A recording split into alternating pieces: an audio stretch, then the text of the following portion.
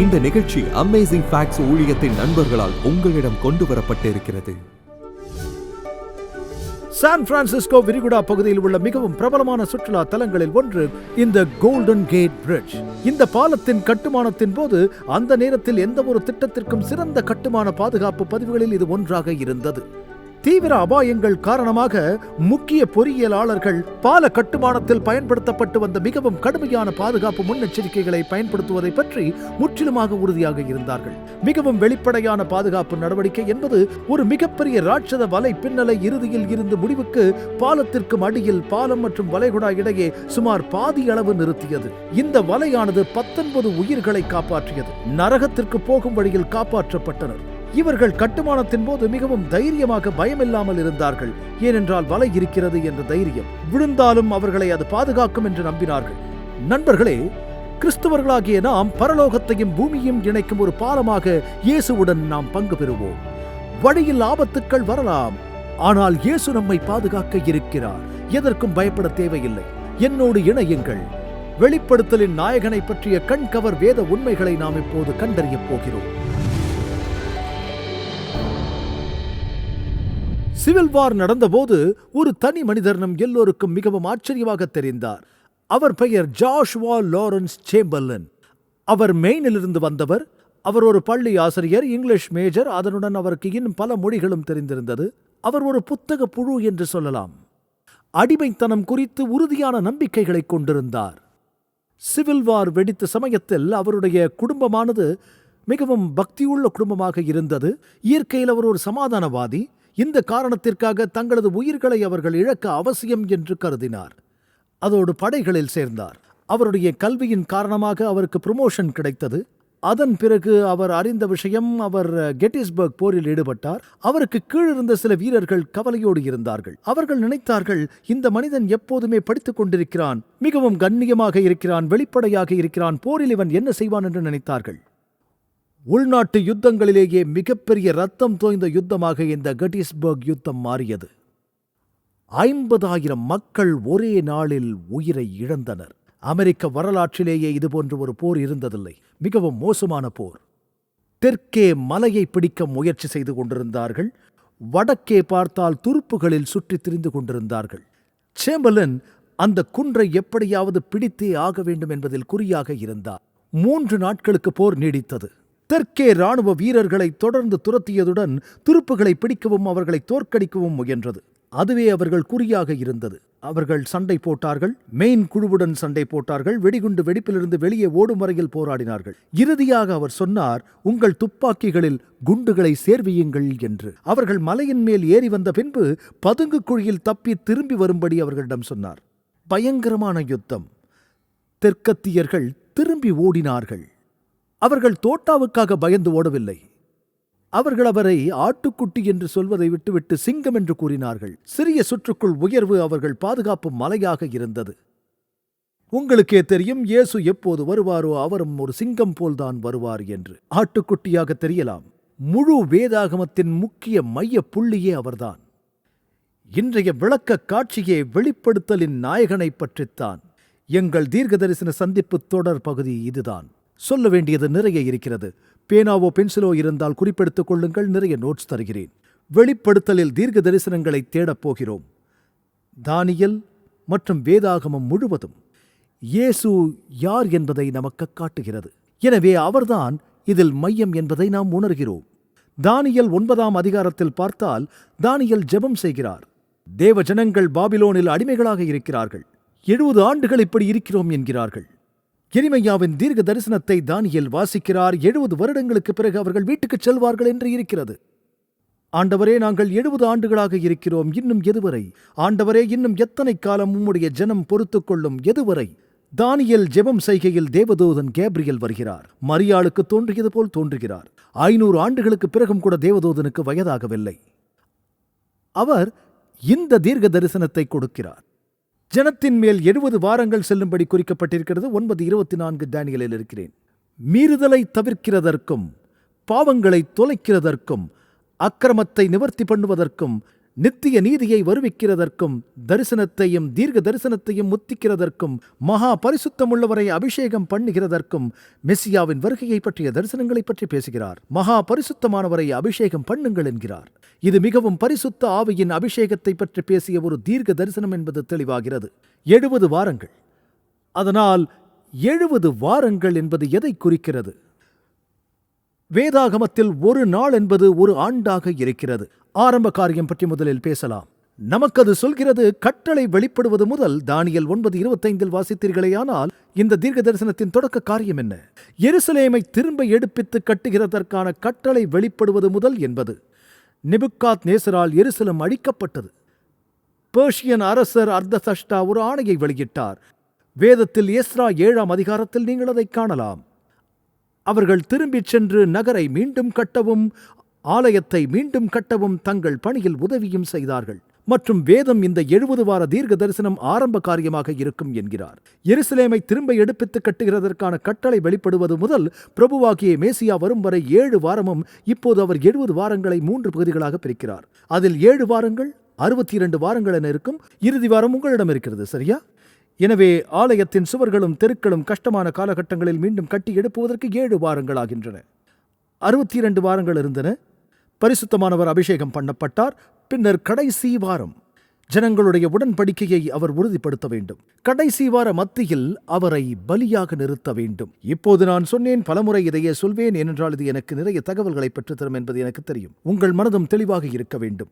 நீங்கள் இதை போன்ற ஒரு பெரிய வேதாகம கால தீர்க்க தரிசனத்தை கையாளும் போது ஒரு வருடத்திற்கு ஒரு நாளுக்கு பொருந்தும் ஒரு அழகான பாதுகாப்பான கொள்கை இருக்கிறது. 3 குறிப்புகள் உள்ளன. நீங்கள் அந்த கொள்கையை ஆதரிக்கும்படி பார்க்க முடியும். இப்போது நான் திரையில் ஒரு விளக்கப்பாடம் போடப் போகிறேன். அதை உங்களுக்கு விளக்கவும் போகிறேன். நீங்கள் ஆணையை கிமு 457 கொடுக்கப்பட்டதை காணலாம். அர்தசஷ்டா நீங்கள் இதை எஸ்ரா 7 வாசிக்கலாம். அது பண்டைய வரலாற்றில் ஒரு அழகான ஏற்றுக்கொள்ளப்பட்ட தேதி. 483 ஆண்டுகளுக்கு பிறகு கட்டளையானது மெசியா அபிஷேகம் பண்ணப்பட்டதை காண வேண்டும் என்று எதிர்பார்க்கிறீர்கள். அவர் தனது ஊழியத்தை தொடங்குகிறார். 7 ஆண்டுகளாக தேவஜனங்களோடு உடன்படிக்கையை உறுதிப்படுத்துகிறார். கடந்த 7 ஆண்டுகளின் மத்தியில் அவர் பலி செலுத்துகிறார். இணைந்திருங்கள். எல்லாம் சரி. இயேசு எப்போது ஞானஸ்நானம் பெற்றார்? யோவான் சுவிசேஷத்தில் 1:29 வாசிக்கலாம். யோவான் ஸ்நானகனிடம் வருகிறார். அதில் சொல்லப்பட்டிருக்கிறது, யோவான் இயேசுவை தன்னிடத்தில் வர கண்டு உலகத்தின் பாவத்தை சுமந்து தீர்க்கிற தேவ ஆட்டுக்குட்டி என்கிறார். நீங்கள் லூக்காவில் வாசிக்கும் போது இயேசு ஞானஸ்நானம் எடுத்தபோது யோவானின் பிரசங்கம் பொந்தியு பிலாத்து அதிகாரத்தில் இருந்தது குறித்து பேசுகிறது. திபேரியூரான் சீசர் ஏரோது அதிபதியாக இருந்தனர். வரலாற்றில் ஒரே வருடத்தில் மட்டுமே இந்த 3 கதாபாத்திரங்களும் வருகின்றார்கள். அது கிபி 27ஆம் நூற்றாண்டு. கிபி 27 457 ஆண்டுகளில் ராஜா அர்தசஷ்டா ஆணையை 483 ஆண்டுகளுக்கு பிறகு சரியாக நிறைவேற்றியது. அந்த சமயத்தில் மெசியா ஞானஸ்நானம் பெற்றார். இயேசுவின் ஞானஸ்நானத்தில் என்ன நடந்தது? அப்போஸ்தலர் 10:38 பேதுரு சொன்னதை வாசிக்கலாம். நசரேனாகிய இயேசுவை தேவன் பரிசுத்த ஆவியினாலும் வல்லமையினாலும் அபிஷேகம் பண்ணினார். கிறிஸ்து அபிஷேகம் பண்ணப்பட்டார் வல்லமையினாலும். தேவன் அவருடனே கூட இருந்தபடியினாலே அவர் நன்மை செய்கிறவராகவும் பிசாசின் வல்லமையில் அகப்பட்ட யாவரையும் குணமாக்குபவராகவும் இருந்தார். அதனால் 483 வருடங்களுக்கு முன் பரிசுத்த ஆவியால் இயேசு அபிஷேகம் பண்ணப்பட்டார். ஆனால் இப்போது 490க்கு ஒரு வாரம் இன்னும் மீதமுள்ளதாக இருக்கிறது. இயேசுவின் ஊழியத்தின் போது இப்போது என்ன நடந்தது என்று பேசப் போகிறோம். தானியேலின் தீர்க்க தரிசனத்தை நிறுத்தி இருக்கிறோம். என்னுடனேயே இருங்கள், நாம் மீண்டும் வருவோம்.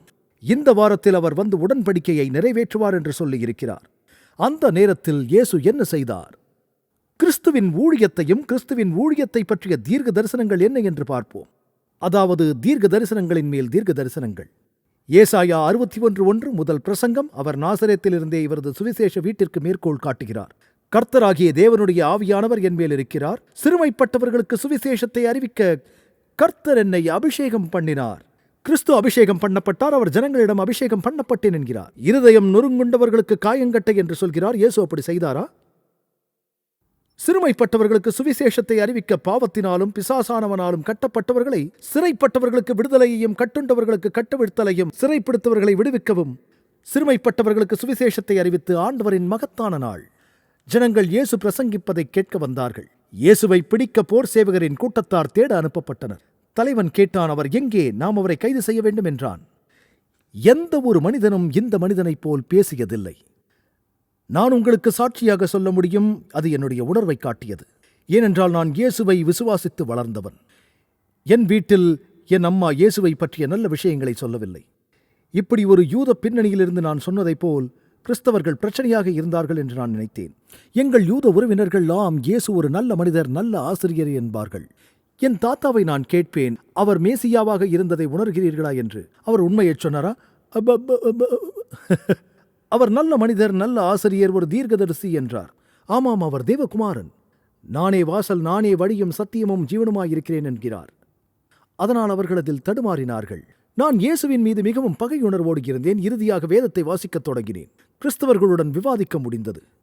உங்களில் பாவமில்லாதவன் இவள் மேல் முதலாவது கல்லறிய கடவன் என்று சொல்லப்பட்ட இடத்தை நான் தேடி வாசித்தேன். ஓ, இது இயேசு சொல்லியிருக்கிறாரா என்றேன். அவனுக்கு மறு கண்ணத்தையும் காட்டு. ஓ, இதையும் இயேசு சொல்லியிருக்கிறார். 2 மைல் தூரம் போ. இந்த விஷயங்கள் எல்லாவற்றையும் வாசித்தேன். நான் மறை பிரசங்கத்தில் படித்தேன். இந்த விஷயங்களை எல்லாம் இயேசு சொல்லியிருக்கிறார் என்று எனக்கு தெரியாது. அவர் மிகவும் ஞானவான்.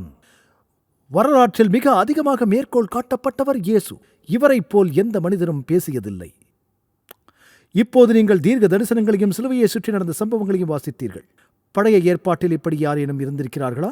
ஒரு காரியம், அவர் சிலுவையில் அறையப்படுவதற்கு 1 வாரத்திற்கு முன்பு அவர் வெற்றி பவனி சென்றார்.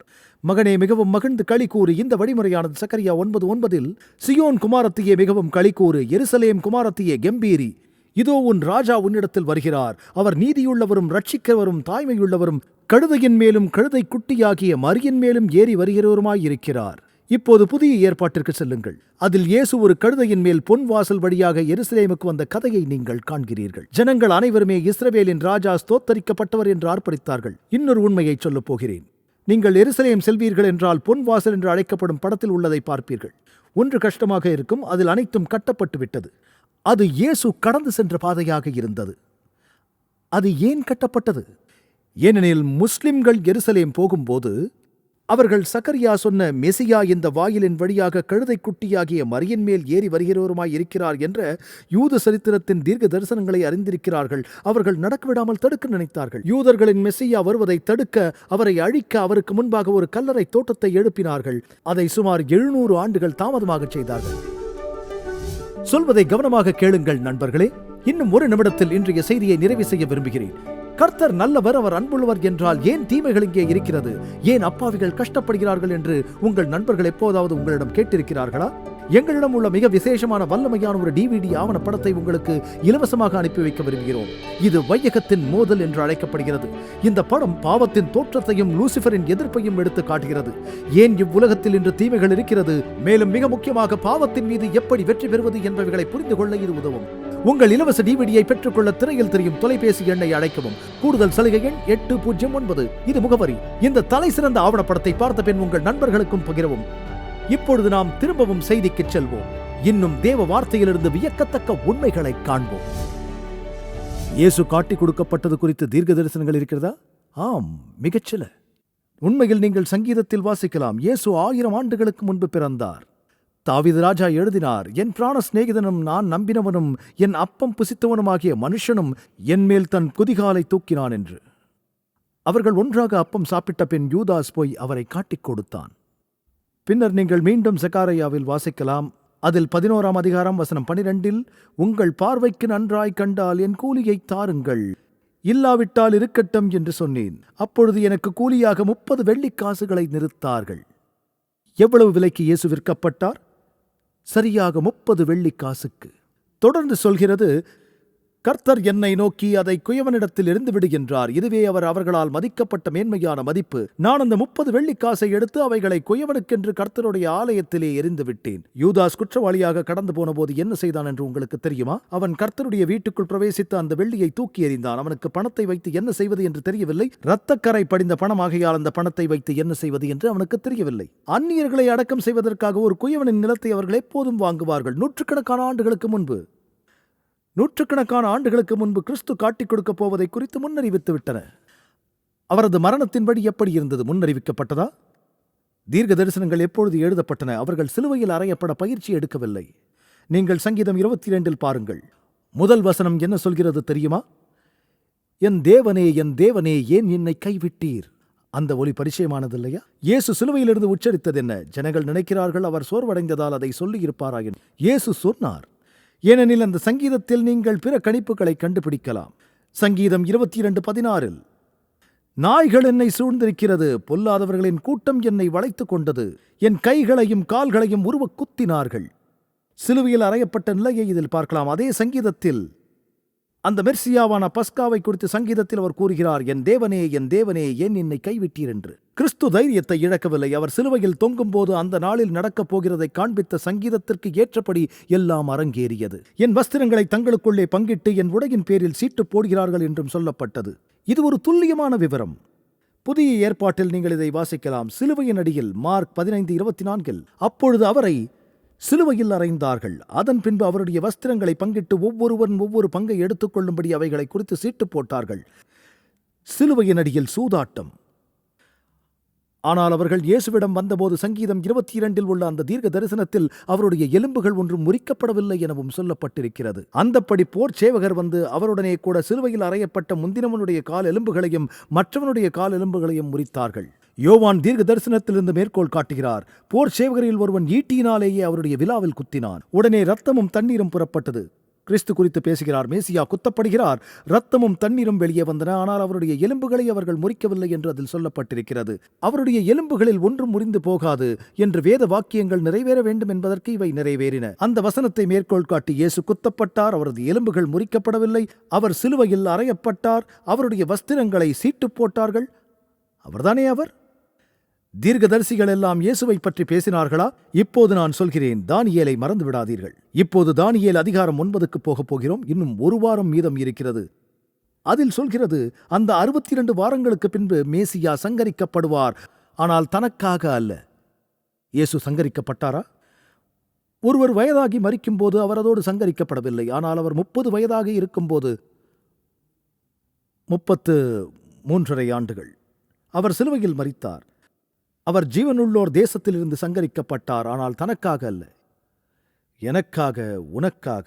நீ பாவியாயிருந்தபடியால் பாவமில்லாத அவர் உனக்காக மரித்தார். அவர் உன்னை மிகவும் நேசிக்கிறார்.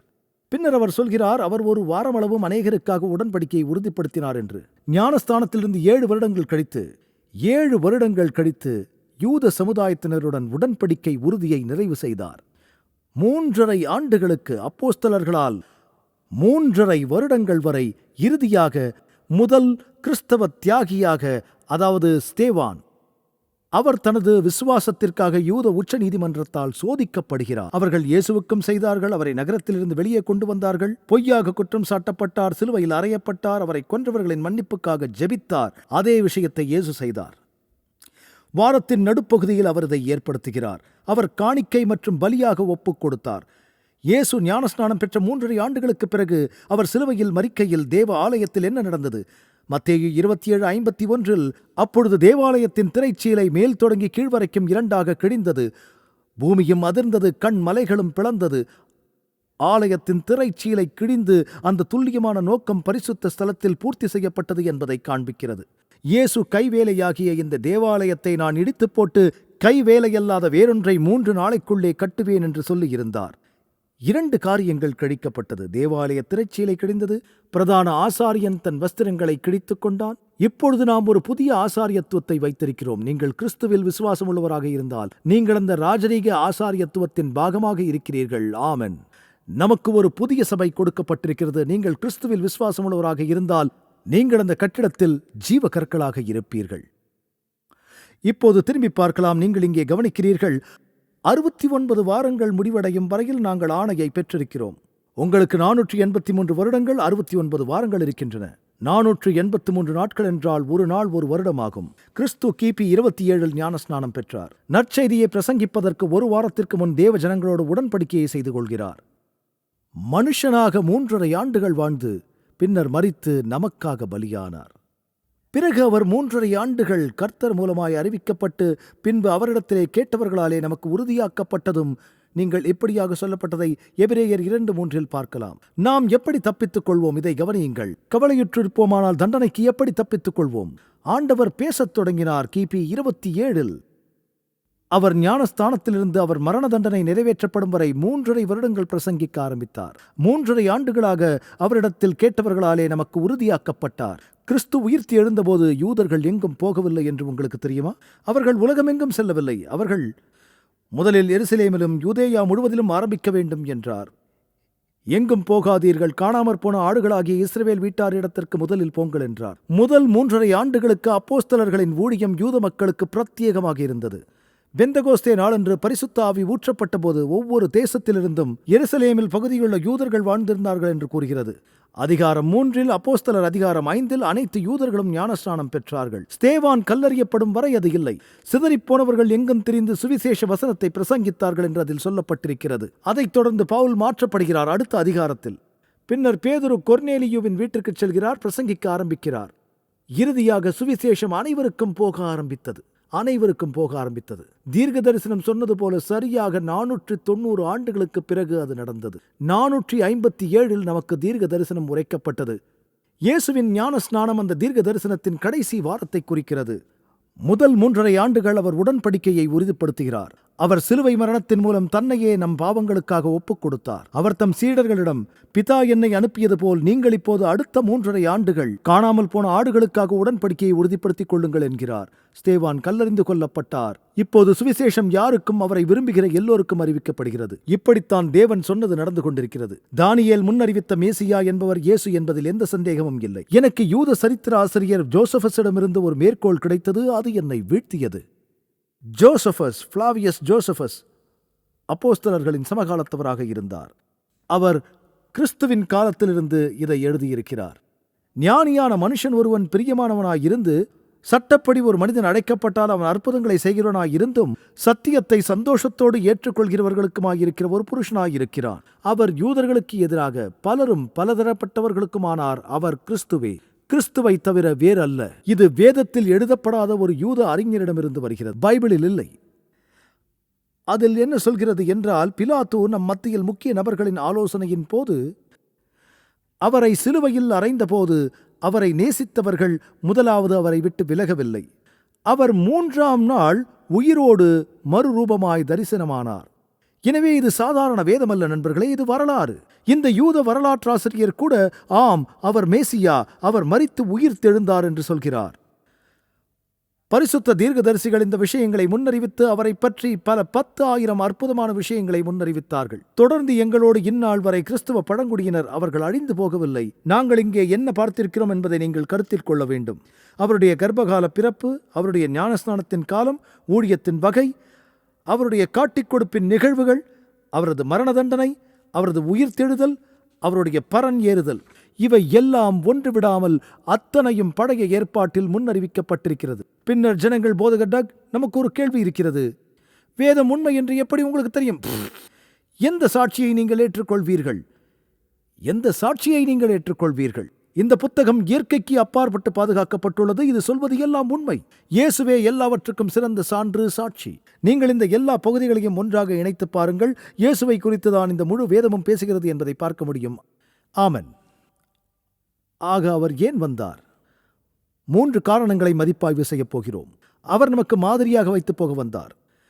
நான் உங்களுக்கு செய்வது போல் நீங்களும் செய்யும்படி உங்களுக்கு மாதிரியை காண்பித்தேன் என்கிறார். இயேசு கிறிஸ்துவே நமக்கு மாதிரி. அப்படியே யோவான் 13:15 சொல்கிறது, நான் வாழ்ந்தது போல் நீங்களும் வாழ வேண்டும் என்கிறார். ஒரு கிறிஸ்தவன் கிறிஸ்துவை பின்பற்றுபவனாக இருக்க வேண்டும். அவர் நமக்கு பிதாவை காண்பிக்க வந்தார். வந்ததின் 2வது காரணம் இது. அதற்கு இயேசு, என்னை கண்டவன் பிதாவை கண்டான். பின்னர் இறுதியாக அவர் சொல்கிறார், நான் உங்களிடத்தில் வாசம் பண்ணும்படிக்கு வந்தேன் என்று. அவர் நம் பாவங்களுக்காக பலியானார். ஏனென்றால் அவர் நம்மை நேசிக்கிறார். ஆனால் நாம் செய்ய வேண்டிய ஒன்று இருக்கிறது. நம் சார்பாக அந்த பலியை நாம் ஏற்றுக்கொள்ள வேண்டும். உங்களுக்கு தெரியும், இயேசு சோதிக்கப்படும் போது பிலாத்து அவரை நோக்கி, கிறிஸ்து என்னப்படுகிற இயேசுவை நான் என்ன செய்ய வேண்டும் என்று கேட்டான். எல்லோரும் உண்மையில் அந்த கேள்விக்கு பதிலளிக்க வேண்டும். அவர் மனித வரலாற்றின் முக்கிய நபராக விளங்குகிறார் என்று. அவரது பிறந்த நாள் வரலாறு ஆனது. நீங்கள் இயேசுவை புறக்கணித்து விட முடியாது. தேவன் நம்மை மன்னித்து விட்டார் என்று நம்ப முடியாத பரிசு கொடுத்திருக்கிறார். அநேக ஆண்டுகளுக்கு முன்பு இது குறித்து ஒரு கதையை படித்தது ஞாபகம் இருக்கிறது. ஐரோப்பா பகுதியில் புரோஷியாவில் ஒரு ரயில் ஸ்விட்ச் கீப்பர் பாலத்தின் குறுக்கே வேலை செய்த காலம் அது. ஒரு ரயில் பாதை நதியை கடந்து செல்லும். அங்கு அதன் மீது ஒரு பாலம் இருந்தது. எப்போதும் ரயில் வந்து கொண்டிருக்கும் சமயத்தில் விசிலை அடித்து தனது கையில் உள்ள கொடியை உயர்த்தி எல்லாம் சரியாக இருக்கிறது, தொடர்ந்து போகலாம் என்று சொல்லுவார். இப்படியாக ஒரு நாள் அவர் ரயிலுக்காக அவரது நிலையத்தில் காத்திருந்த போது விசில் அடித்து எல்லாம் சரியாக இருக்கிறது என்று அடையாளம் கொடுத்தார். ஒரு நாள் அவர் தனது 4 வயது மகனை அவருடன் வேலைக்கு அழைத்து வந்த நாளும் இருந்தது. வெளியே அலைந்து விளையாடிக் கொண்டிருந்த அவரது மகனை விட்டு தனது கண்களை எடுத்த சமயத்தில் அவர் ரயில் வருவதை பார்த்தார். ரயிலின் வேகத்தை அவர் அறிந்தவர். அவரது மகன் ரயில் தண்டவாளத்தில் எவ்வளவு தூரம் சென்றிருக்கிறான் என்பதை பார்த்தார். என்ன செய்ய முடியும் என்று நினைத்த அவர், நான் பாலத்தை தூக்கிவிட்டால் அந்த ரயில் நதியில் விழுந்து அதில் இருக்கும் எல்லா ஜனங்களும் மரித்துப் போவார்கள். அப்படி செய்யாமல் பாதையிலிருந்து பாலத்தை தூக்காமல் விட்டால் என் மகன் மரித்துப் போவான் என்று நினைத்தார். அதனால் அவர் தன் மகனை நோக்கி கீழே படுத்துக்கொள், நகராதே என்று கூச்சலிட்டார். அவன் தண்டவாளத்தை கடந்து ஓட முடியாது என்று உணர்ந்தார். அவன் படுத்துக்கொண்டான். பாலம் கீழே இறங்கியது. ஜனங்களிருந்த ரயில் ஆற்றின் பாலத்தை கடந்து சென்றது. மக்கள் ரயிலில் கடந்தபோது அவருக்கு கை அசைத்தார்கள். சற்று முன் அவர் என்ன முடிவெடுத்தார் என்று அவருக்கே தெரியாமல் இருந்தது. ரயில் கடந்து சென்ற பின் அவர் தனது குழந்தையின் சிதைந்து போன எஞ்சியுள்ளவற்றை பார்ப்பதற்கு ஓடிச் சென்றார். அந்த சிறுவன் கீழ்ப்படிந்ததால் உயிரோடு இருந்தான். ரயில் அவன் மீது சென்றது. அடுத்த நாள் பிரசிய ராஜா அந்த மனிதன் ஜனங்களை காப்பாற்ற தன் ஒரே மகனை பலியாக்க தயாராக இருந்ததைக் கண்டு அவனை அழைத்து வெகுமதி அளித்தார். அவரது மகன் மரிக்கவில்லை. ஒருவேளை நீங்கள் அந்த கதையின் வேறுபாடுகளை கேட்டிருக்கலாம். அப்படியாக நம் பிதா தனது ஒரே பேரான மகனை நமக்காக பலி கொடுத்தார். உலகில் அநேகர் இதை அறியாதிருக்கிறார்கள். அவர்கள் தேவ கிருபையால் தங்களுடைய சுய வழியில் சுதந்திரித்துக் கொண்டிருக்கிறார்கள். பாவத்தின் சம்பளம் மரணம். ஏன் இந்த ஜனங்கள் அனைவரும் பாவத்தில் மரிக்க வேண்டும்? இயேசுவும் அவருடைய பலியினாலேயே மனித இனத்தை மீட்டுக் கொண்டாரே. தியானத்தை இன்றே எடுக்க தயாராகுவோம். நமக்கு இந்த வாழ்க்கை கொடுக்கப்பட்டிருக்கிறது. ஒரு முடிவை எடுக்க இந்த வாழ்க்கை. அதனால் தான் எல்லா தீர்க்க தரிசனங்களும் இயேசுவை சந்திப்பதற்காக, எதிர்கொள்வதற்காக சொல்லப்படுகிறது. அதுதான் உண்மை.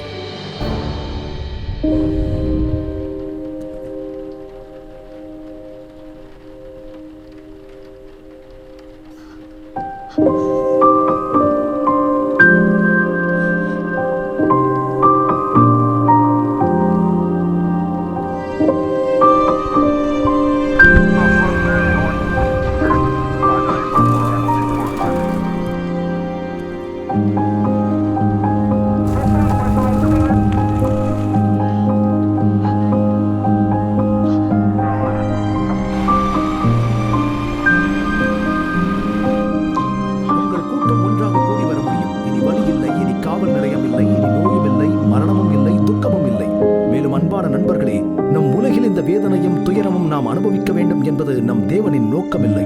அவர் தனது சித்தமான யாவையும் நமக்கென வைத்துப் போயிருக்கிறார். சாந்த குணமுள்ளவர்கள் பாக்கியவான்கள். நான் பசியாய் இருந்தேன், நீங்கள் எனக்கு போஜனம் கொடுத்தீர்கள். மிகவும் சிறியவர்களாகிய இவர்களில் ஒருவனுக்கு என் சகோதரா எதை செய்யாதிருந்தீர்களோ அதை எனக்கே செய்யாதிருந்தீர்கள்.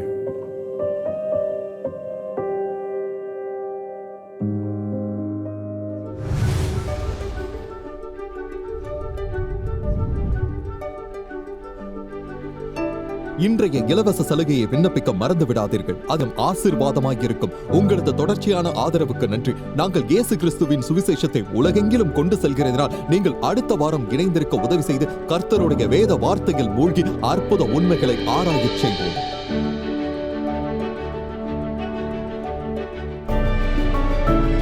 இந்த நிகழ்ச்சி அமேசிங் ஃபேக்ட்ஸ் ஊழியத்தின் நண்பர்களால் உங்களிடம் கொண்டு வரப்பட்டிருக்கிறது.